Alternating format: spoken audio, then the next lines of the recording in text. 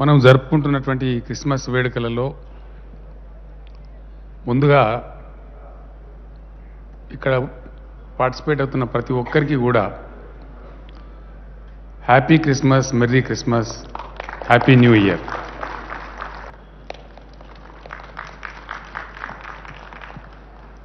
మానవ మనుగడ ఎన్నో లక్షల సంవత్సరాల క్రితం ఈ భూగోళం మీద ప్రారంభమైనప్పటి నుంచి అనేక రకాల విశ్వాసాలు, ఆచరణలు, మంచి ఫలితాలు సాధించడాలు, శాంతిని బోధించడాలు, మానవ జీవితం అతి ఉజ్వలంగా ముందుకు సాగడానికి ఏ తరం వాళ్ళు ఆ తరంలో చేపట్టవలసినటువంటి ప్రయత్నాల ఫలితంగా ఈరోజు మనం ఇంత చక్కగా జీవించగలుగుతున్నాం. అనేక మంది శాస్త్రవేత్తలు వారి జీవితాలు త్యాగం చేసి పెన్సిలిన్ లాంటి మందులు కనుక్కున్నారు. అనేకమైన పరిశోధనలు చేసిన వాళ్ళు, ప్రొఫెసర్స్ వాళ్ళ జీవితాలు నర్పించి అమూల్యమైనటువంటి ఎన్నో విషయాలు ఈ సమాజానికి సమకూర్చారు. కొన్ని సందర్భాలలో కొన్ని విషయాలు గమనిస్తే మనకే చాలా ఆశ్చర్యం కలుగుతుంది. ఈరోజు మనం నివసిస్తున్న ఈ నాగరిక సమాజం యొక్క స్థాయికి ఎక్కడి నుంచి మనం చేరుకున్నాం. ఇక్కడికి చేరుకోవడానికి ఎంతోమంది మహానుభావులు దైవదూతల పేరుతో, రకరకాల పేరుతో చేసినటువంటి త్యాగాలు కావచ్చు, వారు సమర్పించినటువంటి కానుకలు కావచ్చు, వారి పరిశోధనల ఫలితాలు కావచ్చు, సమాజాన్ని ఈ స్థాయికి తీసుకొని వచ్చింది. స్థూలంగా మనకు తెలిసేదేమంటే మనిషిగా ఉన్న ప్రతి మనిషి ఎదుటి మనిషిని ప్రేమించడమే అతి గొప్ప లక్షణం. మనిషిని ప్రేమించలేనివాడు మనిషే కాడు. మనిషిని మనిషిగా చూడగలిగిన వాడే మనిషి. మతంలో తప్పు లేదు, ఏ మతంలో కూడా తప్పు లేదు. ఏ మతం కూడా తప్పు చేయమని చెప్పలేదు. ఎవరు చెప్పినండి? ఏ మతంలో చెప్పిండ్రు? ఎక్కడ కూడా చెప్పలేదు.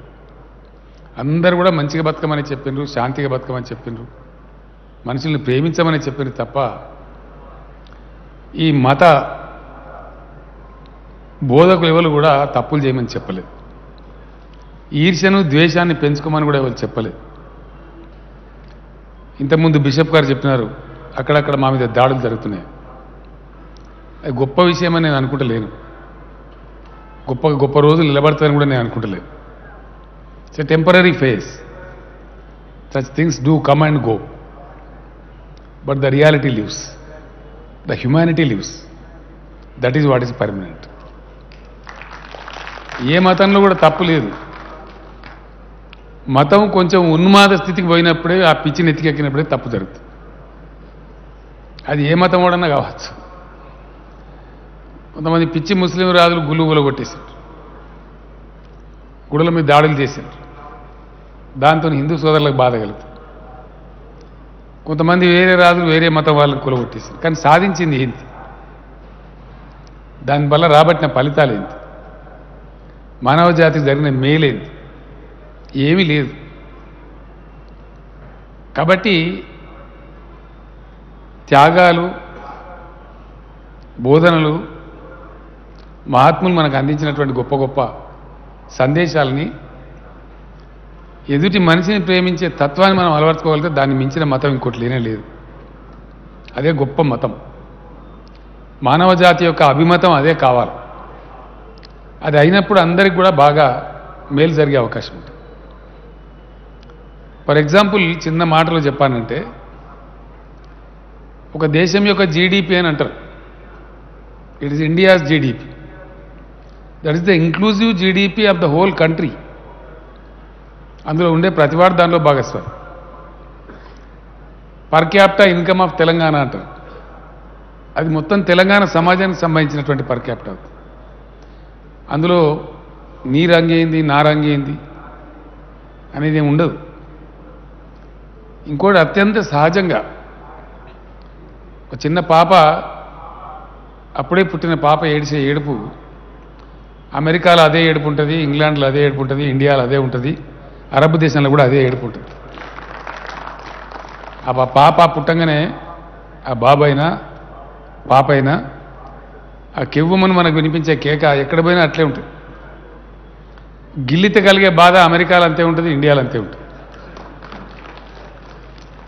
ఒక దుఃఖం ఒక సారో షేర్ చేసుకున్నప్పుడు, ఒక మనిషి మన నుంచి పార్ట్ అవే అయినప్పుడు కలిగేటువంటి బాధ, క్షోభ మొత్తం భూగోళం అంతా సమానంగా ఉంటుంది.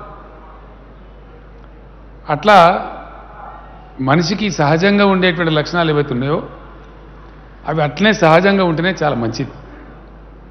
లేనిపోని ఉన్మాద స్థితిని ఆవహింపజేసుకొని లేనిపోని ఆలోచనలు చేసి అసహజంగా జీవించే ప్రయత్నం చేసినప్పుడే కొన్ని అసహజ పరిణామాలు వస్తాయి. తెలంగాణ రాష్ట్రంలో మా మంత్రి గారు కొప్పుల ఈశ్వర్ గారు చెప్పినట్టుగా, ఏకే ఖాన్ గారు చెప్పినట్టుగా ఒక మాట మాత్రం డెఫినెట్గా నేను చెప్పగలను. నాకు ఎవరు కూడా అప్లికేషన్ పెట్టలేదు మీరు క్రిస్టియన్ సెలబ్రేషన్ చేయాలని చెప్పి, క్రిస్మస్ సెలబ్రేషన్ చేయాలి. నన్ను ఎవరు డిమాండ్ చేసి అడగలేదు మీరు రంజాన్ పండుగ సెలబ్రేట్ చేయాలి. నాకు ఎవరు కూడా అప్లికేషన్ ఇవ్వలేదు మీరు బతుకమ్మ పండుగలో చీరలు పంచిపెట్టాలి. బోనాల జాతర జరిగితే జంట నగరాలలో ఉండే మొత్తం గుళ్ళు బ్రహ్మాండంగా అలంకరించాలని ఎవరు అప్లికేషన్ ఇవ్వలేదు, ఎవరు అడగలేదు. తెలంగాణ కొత్తగా వచ్చిన ఈ రాష్ట్రంలో, ఎన్నో పోరాటాల ద్వారా వచ్చిన రాష్ట్రంలో అనేక దుఃఖాలు, క్షోభ, వలసలు, ఆత్మహత్యలు, కరువులు, కాటకాలు, అనేక క్షోభ ఎదుర్కొన్నటువంటి ఈ తెలంగాణ సమాజం, ఇక్కడ ఉండబడే ప్రతి బిడ్డ కులము, మతము, జాతి అనే నిమిత్తం లేకుండా అందరూ కూడా బాగా ముందుకు పోవాలని, అందరి దీవెనలు అందరికీ అవసరమని, ఎవరు అడగకపోయినా, ఎవరు కోరకపోయినా, ఎవరు డిమాండ్ చేయకపోయినా సర్వుల కోసం గౌరవం అనే భావం సర్వులలో ఉండాలని చెప్పి ఒక పాలసీని అడాప్ట్ చేసుకున్నాం. అది కొంతమందికి నచ్చవచ్చును, కొంతమందికి నచ్చకపోవచ్చు, కొంతమందికి అయిష్టంగా ఉండవచ్చును కాక. I assure all of you, as long as this government will be there, everyone's interest will be protected, everybody will be safe. We ensure, we pray God to give us the strength to ensure the safety of each and every citizen of Telangana. Bishop గారు మీరు బాధపడాల్సిన అవసరం లేదు. తప్పకుండా ఎవరి మీద ఎవరు దాడి చేయకుండా రక్షించవలసిన బాధ్యత, కాపాడవలసిన బాధ్యత లెజిటిమేట్ గవర్నమెంట్ మీద ఉంటుంది. ఆ బాధ్యత ప్రభుత్వం తప్పక నిర్వర్తిస్తుంది. మీకు ఏ సందర్భంలో ఎక్కడ ఇబ్బంది వచ్చినా మా శాసనసభ్యులకు తెలియజేయవచ్చు, మంత్రులకు తెలియజేయవచ్చు, లేదా డైరెక్టర్ నాకు తెలియజేయవచ్చు. The machinery is there to protect one and all. I'm very happy to share with you 7 years back, 7.5 years back, where was our state? What were our sorrows? And here we are today. Our per capita income in the year 2014 was about 1 lakh of crores.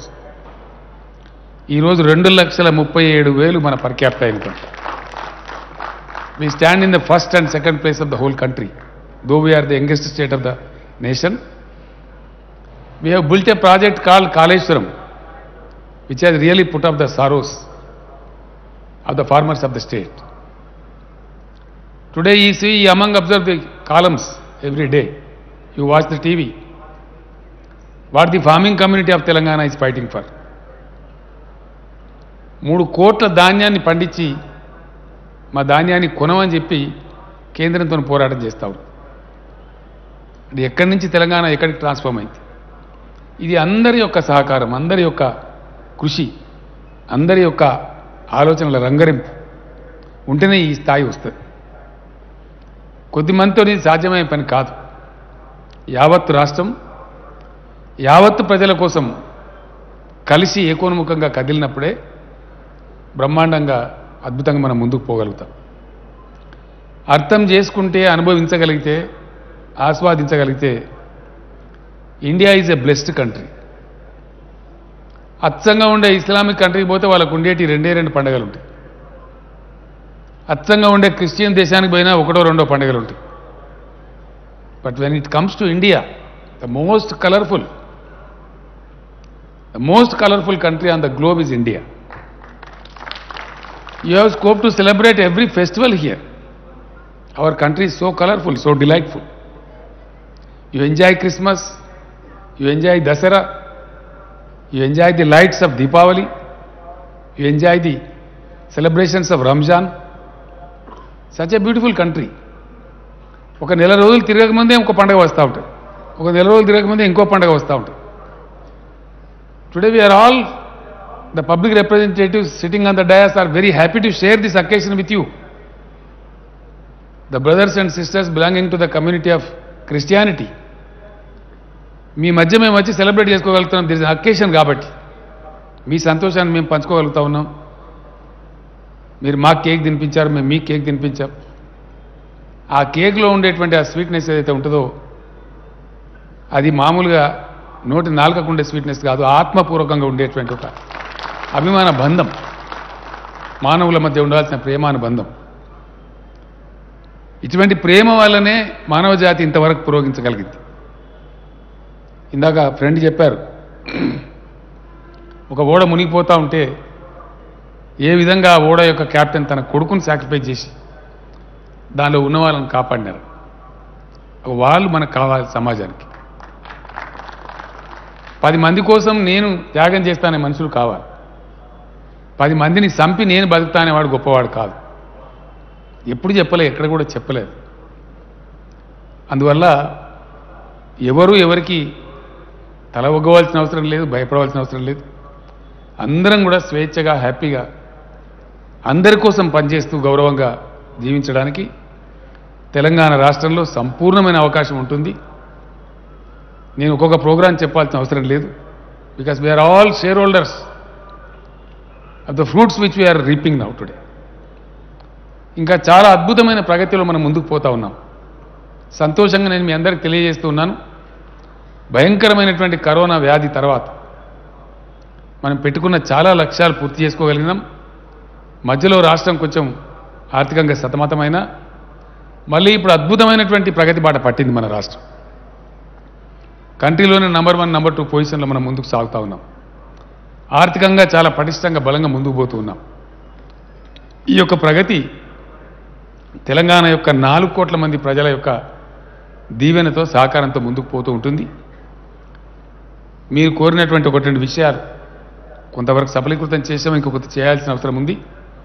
తప్పకుండా ఆ విషయాలను కూడా పట్టించుకొని ఆ చిన్న చిన్న సమస్యల్ని ఇమీడియట్గా సాల్వ్ చేసేదానికి నెక్స్ట్ క్యాబినెట్లను డిసైడ్ చేస్తాం. ఆ ప్రతిపాదన తీసుకురావాల్సింది కూడా నేను మైనారిటీ వెల్ఫేర్ మినిస్టర్ గారిని కోరుతా ఉన్నాను. తప్పకుండా మనందరం బాగా బతకాలని, యేసు దీవెనలతో మన రాష్ట్రం, మన దేశం, ఈ లోకం చల్లగా ఉండాలని, అద్భుతమైనటువంటి ఈ క్రీస్తు జన్మదిన సందర్భాన్ని పురస్కరించుకొని జరిగేటువంటి ఈ క్రిస్మస్ వేడుకలలో నేను కూడా చాలా గొప్పగా భాగస్వామి కాగలిగినందుకు లాస్ట్ ఇయర్ మిస్ అయినాం. అన్ని పండుగలు అందరితో కలిసి సెలబ్రేట్ చేస్తూ ఉంటాం. I missed 2 Ramzan celebrations because of the pandemic, but I did not miss this year Christmas celebration. I'm very happy. ఒక సెలబ్రేషన్ మాత్రమే మిస్ అయ్యాం, రంజాన్ మాత్రం 2 సార్లు మిస్ అయింది.